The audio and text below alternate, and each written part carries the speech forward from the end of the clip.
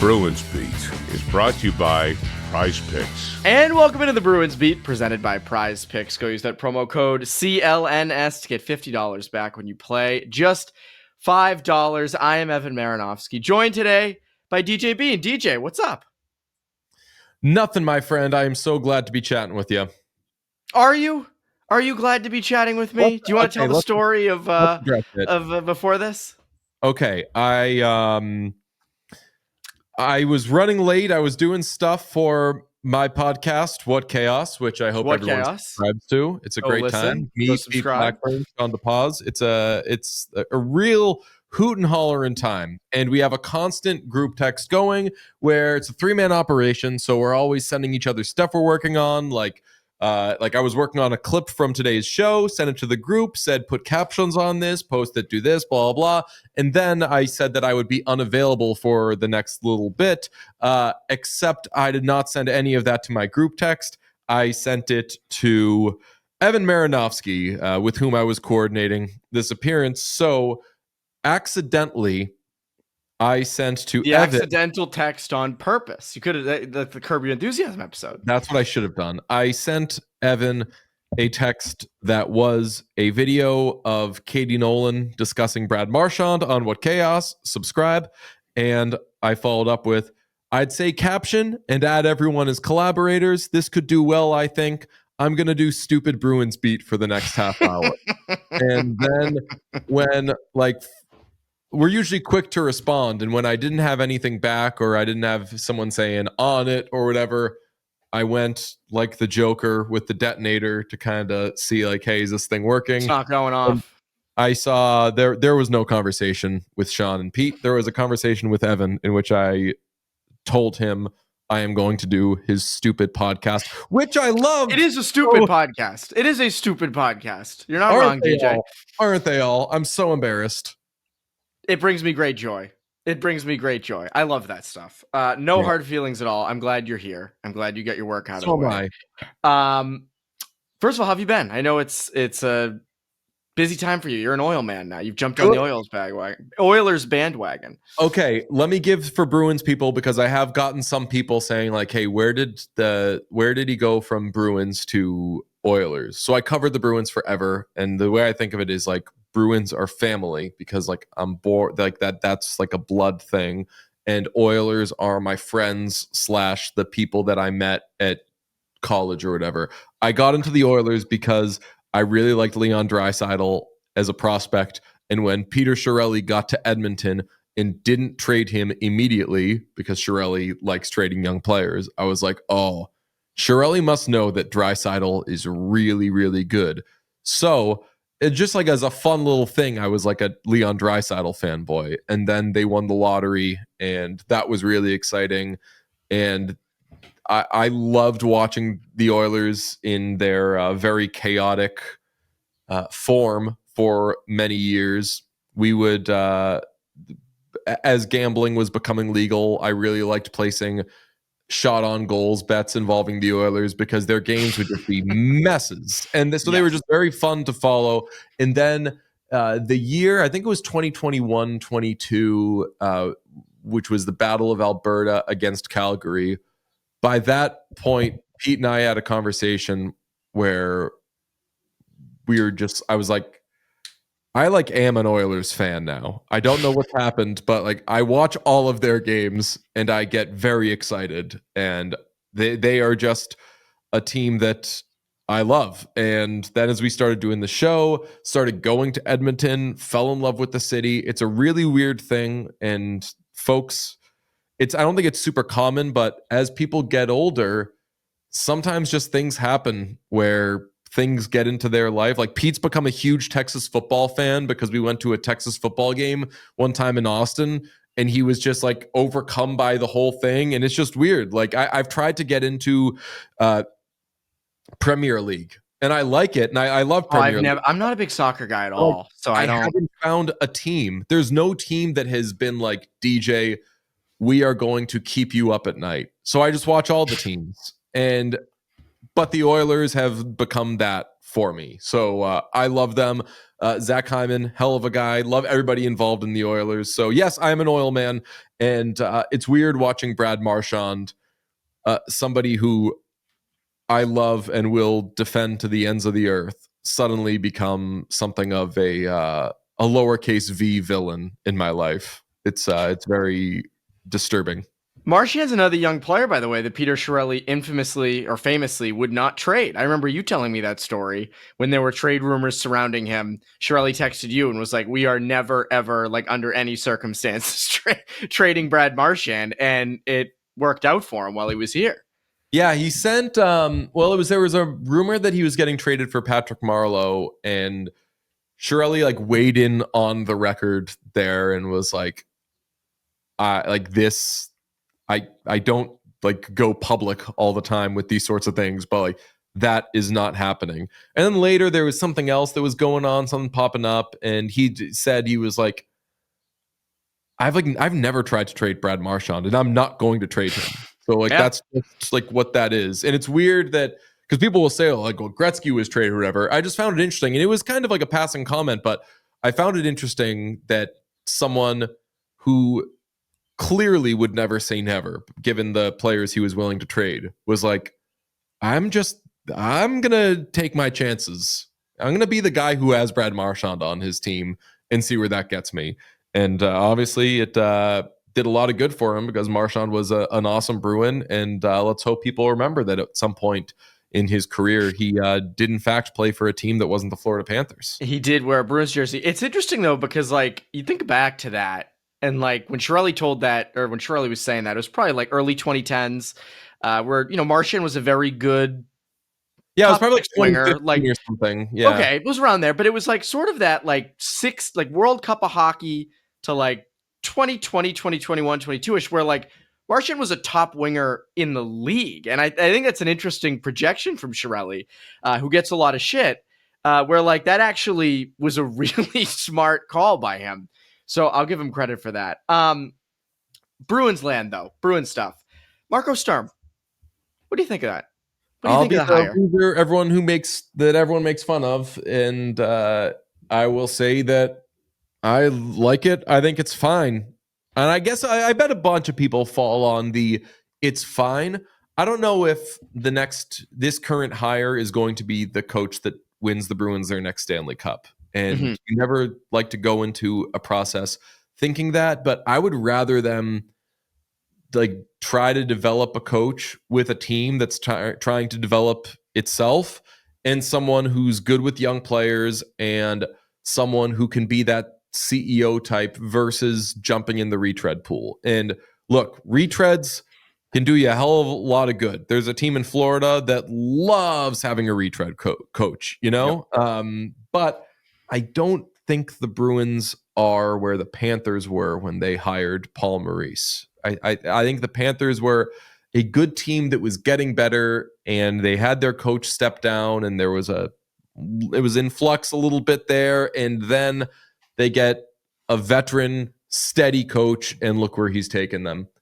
Bruins aren't that team. Bruins aren't there yet. Bruins have a lot of questions as to whether certain young players on their roster are good. Casey Middlestat, who is getting less young by the day, of course, but I'll put Mason Lohrei in that category of players where are we sure they're going to be good to very good NHL players? Agreed. I like Marco Sturm going in there and finding out because he's got a lot of experience with young players.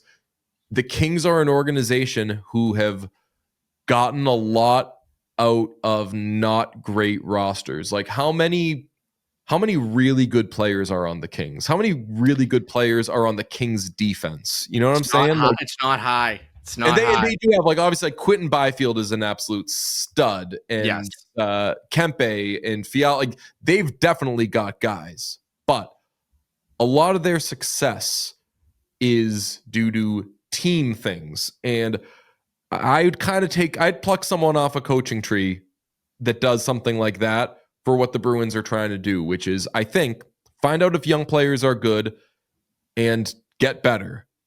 I don't think that you're contending for a cup this year. I think that you never know. Like maybe if you do enough crazy things, maybe you could be a team that sneaks into a wild card conversation, but I'm not demanding a Stanley Cup of Marco Sturm right now. I'm interested to see what he is as a coach. It's something to watch. I'll take it. I'm with you. I didn't want them to go into the retread pool. I think that was my number one thing. First of all, this isn't a roster for a retread coach. And, how many are really going to want to come here? But also, I do agree with at least their sentiment of let's find a coach who can build with this roster. Is this a coach? Is Sturm going to be here when they win a cup? As you said, I don't know. It's hard to tell. But and one of the other things I see a lot of people saying, be it on Twitter or online or in stories or on radio, is it's a Bruins guy. They stayed in house. It's a Boston guy. He's not a Bruins guy. He was here for 5 years as a player. Nothing to do with being a head coach. He didn't coach here. He didn't scout here. The Kings, by the way, are sort of the way you were for a little while, where they are not a high point getting team. They're a defense first organization. They've been that way for the last couple of years. They're structured. They're disciplined. I know they can't get by the Oilers to save their own lives, but that's sort of what their DNA is. And that's what Sturm was brought up in as a coach. He's been in the organization for, I think, 7 or 8 years. He was the German team before that. So you can criticize them all you want, but this isn't them staying in house with a Bruins guy. No, and I absolutely reject they're doing the Bruins thing. Marco Sturm played for the Bruins, sure, but if you hired Rick Tocchet, were you going to say that they're just getting a former Bruin? Exactly. A lot of guys played for the Bruins, and he is not. I mean, it's kind of like the Patriots getting Mike Vrabel. Yeah, they're getting a former player. That is the exact example. Are they plucking someone off any sort of Patriots-esque coaching tree? No. Nope. So that's I understand if they had hired, and I'm not picking on Jay Leach, but if they had hired Jay Leach, that would be something where you're I wonder if you left Causeway Street to do your interviews, sort of thing. And that's not how I feel about getting Marco Sturm. He hasn't been here, as you said, coaches the German national team, coaches in the LA Kings organization. He's from the Todd McClellan coaching tree. And Todd McClellan got nothing to do with Boston Bruins. No, God, no. And the other thing is, and I see people saying, I want a name. I wanted someone I knew. And a Laviolette or a Tortorella or, Gallant or just someone that I knew. And I keep thinking, when was the last coach hired with real expectations, a sort of sexy coaching hire in the NHL where they went on to win a cup? Bruce Cassidy-ish in Vegas, but he'd only been here 5 years. He hadn't done a heck of a lot. I mean, he won a Jack Adams. He got to the Stanley Cup final 1 year, but that's a 5-year sample. I mean, even I have the list in front of me. Paul Maurice in Florida, he was a retread, but Bednar in Colorado wasn't. Cooper in Tampa wasn't. Berube in St. Louis wasn't. Trotz kind of was in Washington. Mike Sullivan had been around, but he wasn't a big name. He was an assistant in New York for a good amount of time there at the end of the decade and the beginning of the 2010s. So you can go down the list. Quenneville is different. Quenneville had been in St. Louis for a long time, but it's mostly not that. And that's, I think people are kind of opening their eyes to you recycle the coach enough. You see it with DeBoer where it's you're in a spot for 3 years, you move on to the next one. It's not everybody, but that's a hard route to go when you're a young kind of finding yourself roster, I think. What do Tommy Gorman, Dick Irvin, and Scotty Bowman have in common, Evan? What is it, DJ? Lay it on me. They are 3 coaches who have won the Stanley Cup with 2 different teams. And I isolate those 3 specifically because they are the only 3 coaches who have won Stanley Cups with multiple teams. And I know that you're not asking to win a Stanley Cup right now, but how did Mike Babcock work? This is dramatic, but how did Mike Babcock work right, in any of the places he went? So there are some guys that you would like to have. I think that would you wait for Peter DeBoer is a good, interesting conversation to have. And I think the answer is something that Pete and a lot of people have said, which is do you give Jeremy Swayman Pete DeBoer right now? Probably not. Yeah, right? I wouldn't go the DeBoer route. I don't think, would he come here? Let's say that the Bruins waited. Would he come here with this roster? Or is it, hey, it's an original 6 team, I'm coming? I mean, he just always coaches He's coached True. every year for the last bajillion years. So I guess maybe, but I don't know, man. Like I don't think that the Bruins job was that good No, in it that wasn't. advertising. I kept circling Jay Woodcroft as an example. Jay Woodcroft was making playoff runs, plural, with the Edmonton Oilers, a high-profile team that gets a lot of attention and a lot of eyeballs. He hasn't been able to find another job, No. So if your gig is this Boston Bruins team and it doesn't work out and eventually you get fired, who's hiring you on your next job? If the guy that was just making runs with Connor McDavid and Leon Draisaitl, and granted you could say, well, the guy who stepped in afterwards has gone to the Stanley Cup final both times, but if that guy can't find work easily, if teams aren't tripping over themselves to say, hey, like, give us some of that magic they had in Edmonton, then what are they going to be saying to, say it's Jay Leach after a year and a half of sub 500 play with the Bruins? It was not a great job. No, it wasn't. And I agree with you. And I also think, to me, it feels like you see a lot of these coaches who get fired are not immediately rehired. You see them instead going to be assistants in college. You see that with Derek Lalonde. He was just hired by the Leafs. You see this with Joe Sacco in New York. And it's sort of like a way to regenerate because when you get fired, unless you're Cassidy with the Bruins, your stock is low. You don't want the coach who was just fired, unless it was sort of random, which, again, I go back to the Cassidy thing, where he just sort of wore out his welcome, or like Claude in 2014, keeping things local, going right to Montreal. But like, you sort of go be an assistant to regenerate. And it's interesting because like Woodcroft, I feel like, is a guy who, again, it was a short stint in Edmonton, but I'm surprised he hasn't jumped on as an assistant somewhere. We're not hearing about that right now, because to me, he feels like a guy that could be an assistant for a year or two. And then, oh yeah, that's right, he was a head coach in Edmonton for a bit. Let's look at him for our job we fire our coach in 2028 or something like that. Like, I think he would be a good candidate to be an assistant. Yeah. Not here, but just in general. And the fact that it's seemingly not the easiest time, and granted, I think that he really just wants to be a head coach, but yeah, I'd put him on a stage. He's a good, the thing that everybody says about Woodcroft is he's a good teacher.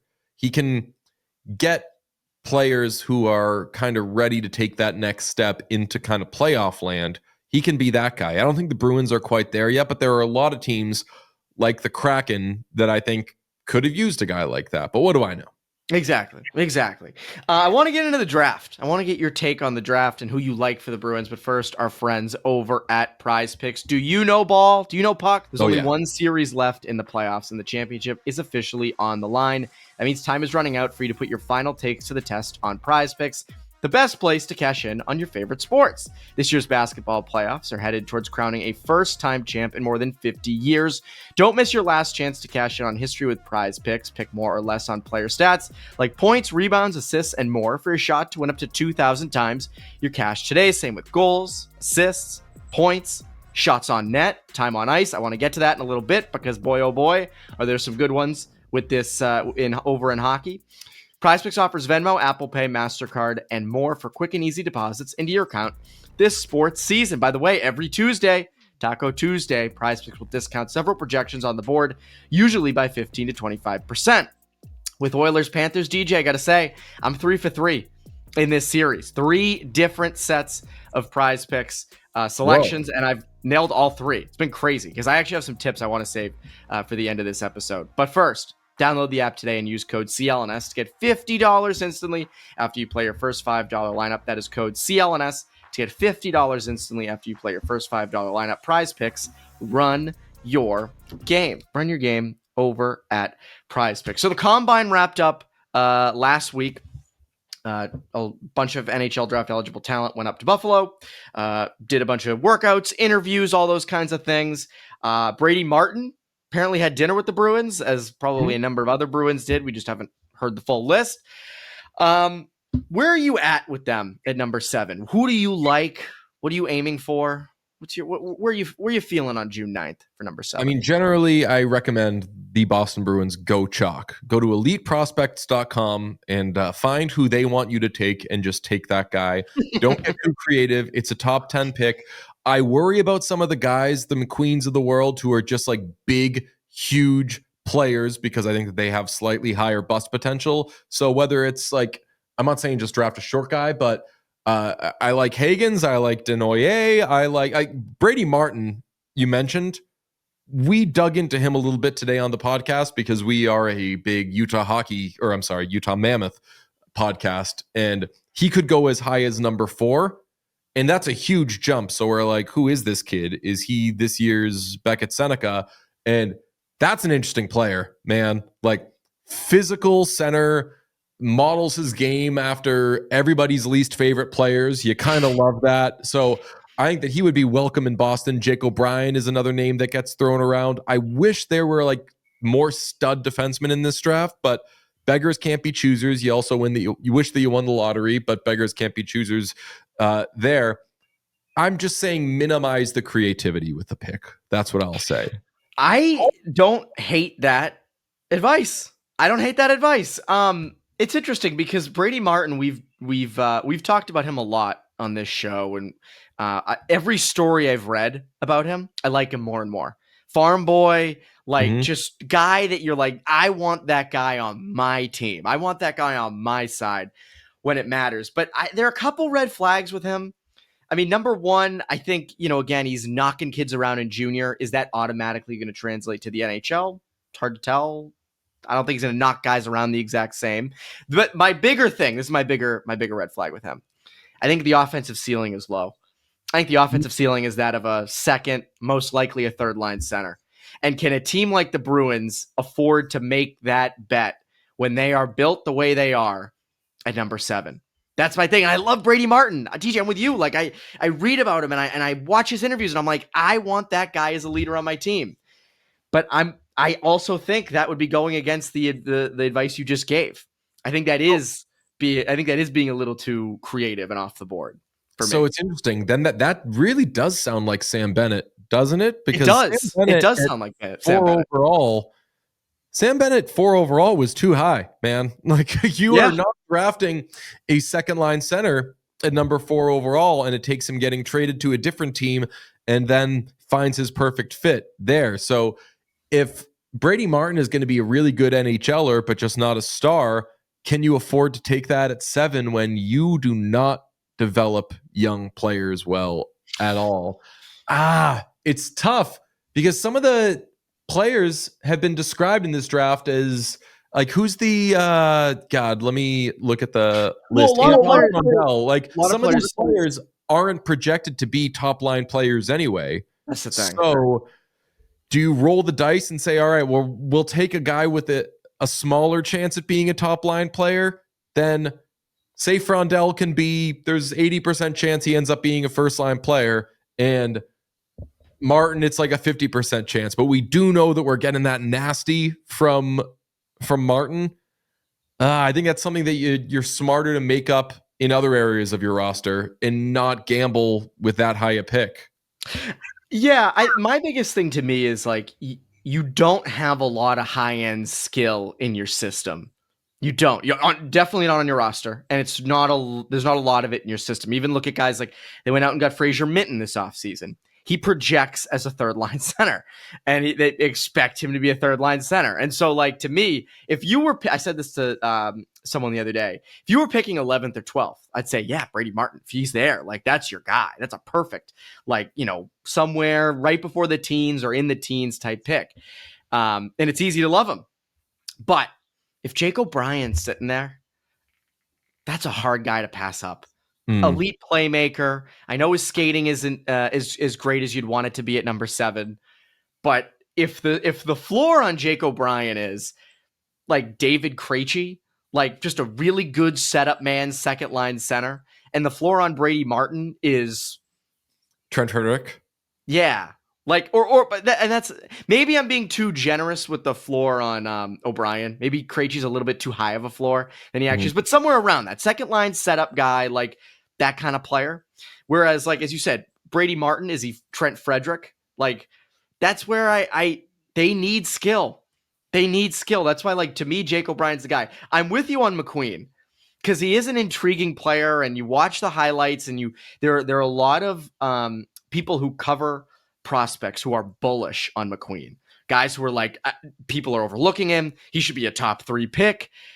But the back issues, I think it's like the L4 and L5 vertebrae. And he did the full workout at the combine, and he talked after about how that was a big deal for him, and that the back issues are behind him. But like, are they actually? Are they actually behind him? I don't know if you can take that sort of swing on a guy like him. And if he gets to where he's going to be, is he going to be Lawson Krause, who's a guy you'd love to have on your team? Lawson Krause, absolutely fine player. He'll score you 25 goals and he will have 26 points. Like, you know, yeah, he's, I think McQueen's a better playmaker, but yeah. Okay. But I'm saying, like, if you're opting for that type of if you're sorting by height, look what happens sometimes. And I don't know McQueen, but like, look what happens sometimes when you do sort by height. Even if you do get the good NHL player, is it the most well-rounded production you're getting? You know, like Tage Thompson is kind of a unicorn. Completely. And I think the thing with McQueen, and you have to factor in they took Letourneau last year. So again, you're banking on. Why is he tall? Is he? I don't know. I think he's like 5'9" or something like that. But like, you know, again, you've put your egg. If you were to draft McQueen at 7, and if you believe, if the Bruins look at his physicals and say his back is fine, we're confident in that, and we project him to be a number 1 center someday, then okay. But even then, like, to me, O'Brien is what you said at the top of this. Don't be creative. Go pick the best guy at 7. And the best guy at 7 will likely be O'Brien, unless McQueen does go in the top 6. Or, you know, Desnoyers was out from the combine with, I think he has both his wrists are injured. Does he fall to you? Does James Hagens fall because he's not 6 feet? Like, I don't know. If Hagens fell to you at 7, you should be on your knees. Oh my God, I imagine thanking God that he fell to you, because he was a presumptive number 1 pick this time last year. And I can't stand when I see like a Felger or someone around here saying like he's too small, he's not a Bruin, or he's in your backyard. It's like, no, man. Like, that goes out the window with this kind of player. And that stuff, man, when the Bruins were only getting big stiffs who hit people, the complaint was, well, it's the modern NHL. You got to get guys who can play a little more skilled game. So they're going to complain no matter what you have. They're going to complain that you don't have the other thing. I imagine you are a huge James Hagens guy. I mean, I've known him for a long time. Oh, really? And I've covered him. Yes. So like, obviously I am biased. I like James, but I've also watched him at lower levels play, and I've watched him progress a bit. And by God, like, that's a guy you want. That is a guy you want on your team. The next thing we're about to talk about factors into this with, like, you need skill on your roster, you need talent, you need good skaters. He fits all those things. Okay, sure, maybe. And like, again, if Hagens' floor is like 70-point center, like, you're gonna say no to that because he's not big enough. Like, come on, I'm out on that. I hate that logic. I just don't. Yeah. I don't agree with that. I imagine they would stop his slide if he slides. Oh, but he's not. I don't think he's going to slide. If Utah moves that pick, are they moving it for someone who's going after Hagens? Like, if I'm teams in the top 10, I am calling the Islanders, trying to get Noah Dobson off them, and saying, "Hey, do you want to get both Schaefer and Noah and James Hagens? I should say, you want to get both of those guys?" Oh, I know what you're saying. I know what you're saying. Yes. So if you're like, if you were, let's say you were Nashville. I gave Buffalo as the example today. Like, okay. Buffalo badly needs a good right defenseman. And I know it's an overpayment, but what if you called the Islanders and said, "Hey, we'll give you 9 and Bo Byram for Noah Dobson." That's a monster package. And then the Islanders can trade. I mean, they'd have to have something in. They'd have to have some sort of handshake agreement that they can move up with that 9th pick and then go get Hagens. But wouldn't they be over the moon to do something like that? So I think, yeah. if I'm one of those teams, I am like Nashville's another good example because you got all these old guys and you kind of in win now mode, even if your roster sort of stinks, you got to do that. So yeah, if I'm a team with the top 10 pick, I am calling the Islanders all day and spending 0 seconds discussing the number 1 overall pick. It's more about like, give me your guy for our top 10 pick. Yes, I know. I know that Utah wants to trade or is talking about trading their 4th pick for a top 6 forward already who's in the NHL. But let's say they didn't say that. Let's say they just said we're looking to trade our first round pick. If you're the Bruins, would you try to trade up with them to go to number 4? Yes, if it's not for, I don't want to say if it's not for Roger McQueen because that's mean. Because I don't know if Roger McQueen is going to be a great NHL player, and it's very likely that Roger McQueen could end up being like the Giannis or the Porzingis of this draft, where you're like, you know what? In hindsight, everybody who was overlooking all that stuff, huge idiot. Look at that physical freak. Of course he was going to be awesome. So it's very possible that happens. But if there's someone that they love, yes, like go get your thing. What I worry about is what are you giving up to do that? Because the Bruins are not in a great position right now. Prospects wise, picks wise, they've got to be careful that they are hitting on all the picks they use and that they're not using a ton of their picks to maneuver around. Like, honestly, I wouldn't hate it if there's somebody, say like the Sabres want to move up from 9 to 7 because they're just dying to get whoever is on the board, and you can get like a future 2nd round pick for something like that. Yeah, sure, I'll do that. But otherwise, I'm being careful with the Bruins in those picks. Yeah, I'm not jumping to do that either, moving from 7 to 4. I just don't think we'll know 10 years from now when players have played 7, 8 years in the league. But like, I don't think the difference between who's the guy picked 4th and the guy picked 7th is drastic enough to warrant giving up, a Matt Patra or a 2nd or something like that to swap picks. Like, if it's between like Frindell at 4 and O'Brien at 7, is the difference that huge? I don't think so. It's not like this draft is like 2023 where it's like, man, we really want to get like Michkov or Will Smith high up there, and like the kid we're picking 7th isn't near that ceiling. So like, I would go with probably not on that. Before we head out, I want to get your take on this because this is something I've been bullish on of late. Mitch Marner, DJ. I want Mitch Marner on the Bruins. You have the cap space.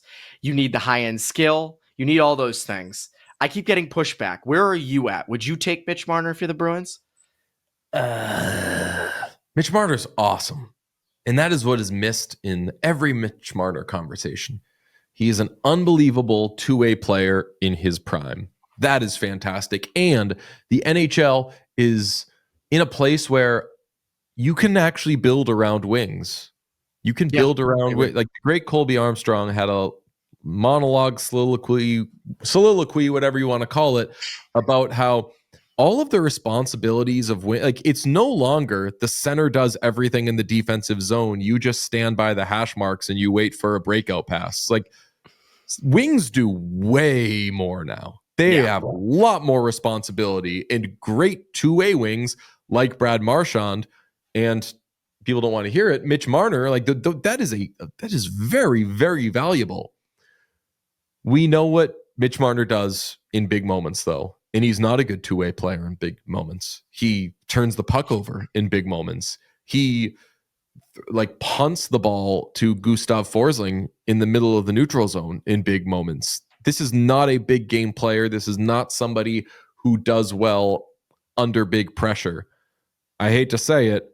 How much big pressure are the Bruins going to be under, though, in the first few seasons of that contract? He's probably not going to have to worry about failing in the playoffs. That said, once it happens, then the light will be on him. And if they don't make the playoffs, he's going to be blamed for it. That's a long way of saying, if I'm Mitch Marner, I want nothing to do with Boston and the Bruins. I think there are places like Anaheim that he can go where he will get a lot of money and face less pressure. And if the team does well, great, he's going to be a big part of it, but he is not going to be expected to completely drive the bus. If he comes to Boston, it's going to be you are on a short list of very good players on this team. So do something. Make me a bicycle clown. And he is not always the type to make you a bicycle. That's an interesting take. I haven't heard that end of it where it's like, I don't think he'd be dying to come to the Bruins situation. I haven't heard that. It's more so like, no, he's a loser and this and that, which I disagree with. I don't think it's a good match, is what I'm saying. Even though like the Bruins need good players and he's a good player. So it's a good match in that respect. I agree with you that I think it will not be the Bruins who end up giving him that contract. No way. I think it'll likely be a Utah, an Anaheim. Is it like Carolina? Like something like that. Dude, I love him for Utah. I would have loved Mikko Rantanen for Utah, but I love Mitch Marner for Utah. He makes sense. And I agree with you that like because people will always say, well, no, Evan, they need centers. They need a real number one center. And I say, well, you're not going to get that this offseason unless Don Sweeney pulls out like a rabbit out of his hat in some sort of trade, which is not likely to happen.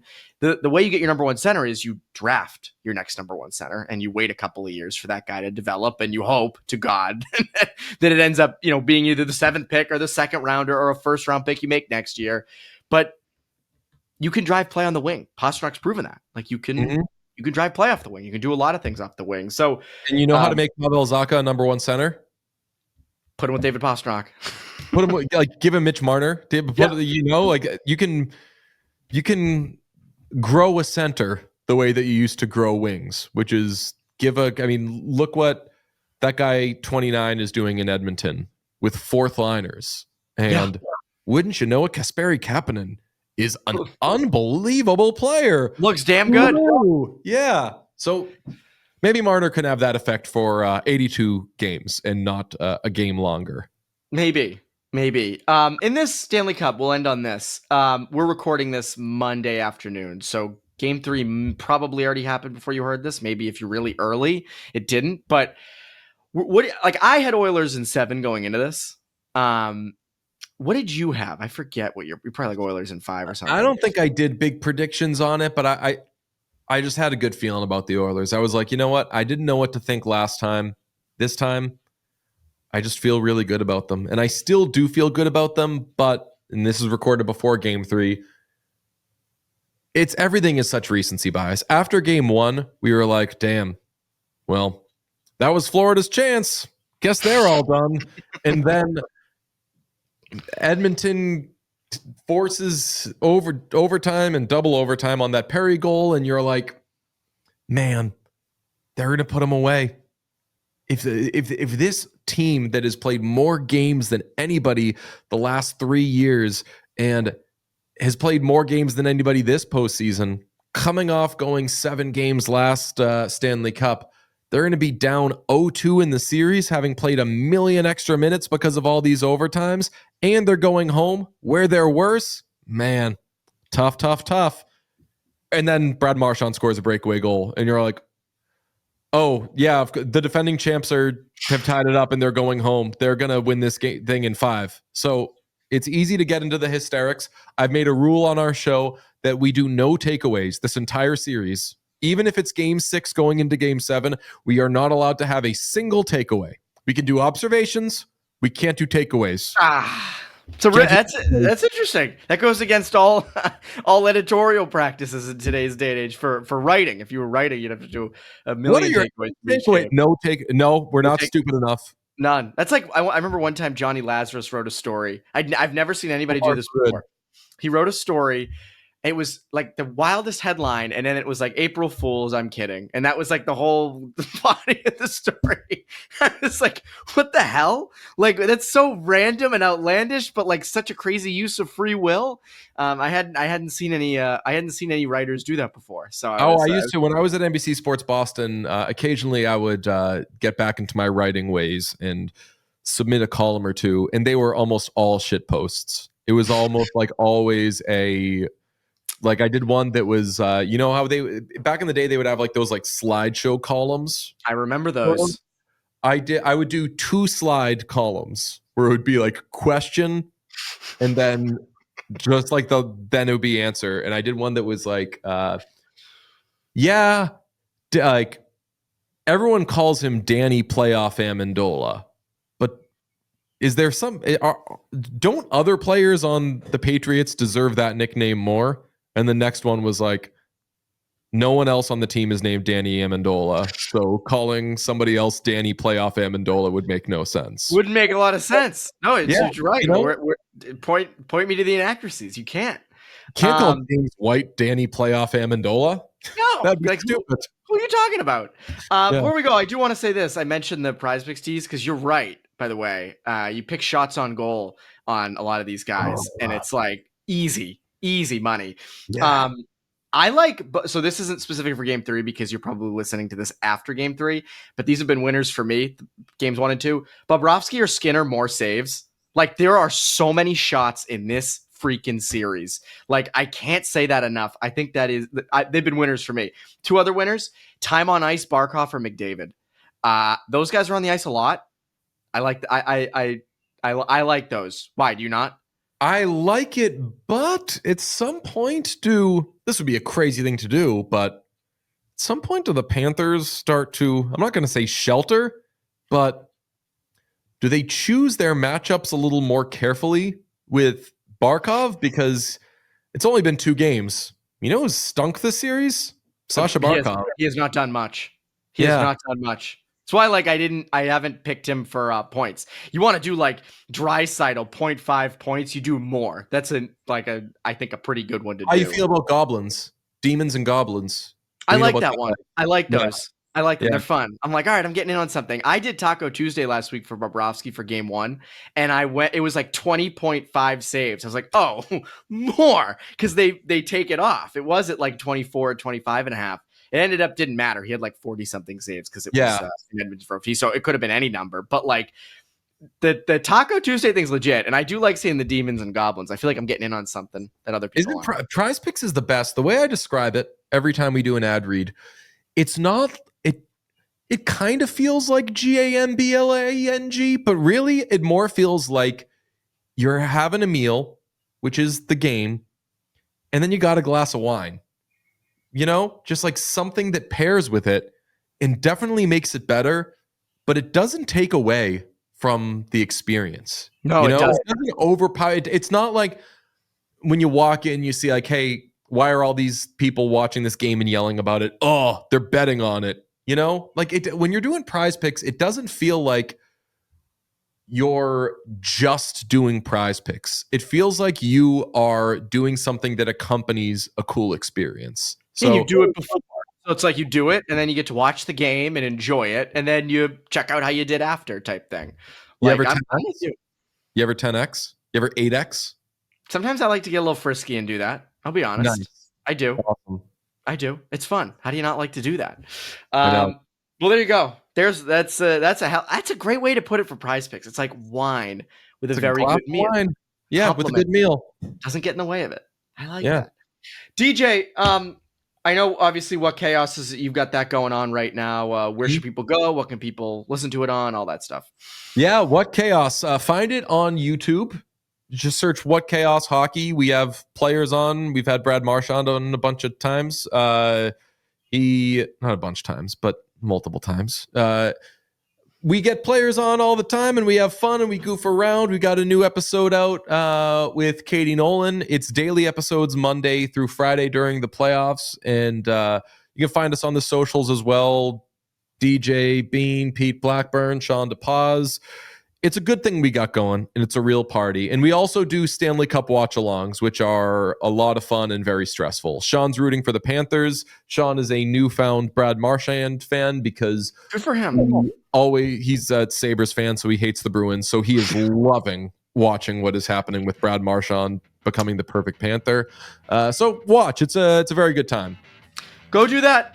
That's DJ Bean. I'm Evan Marinofsky, your Bruins Beat listeners. Have a great rest of your week.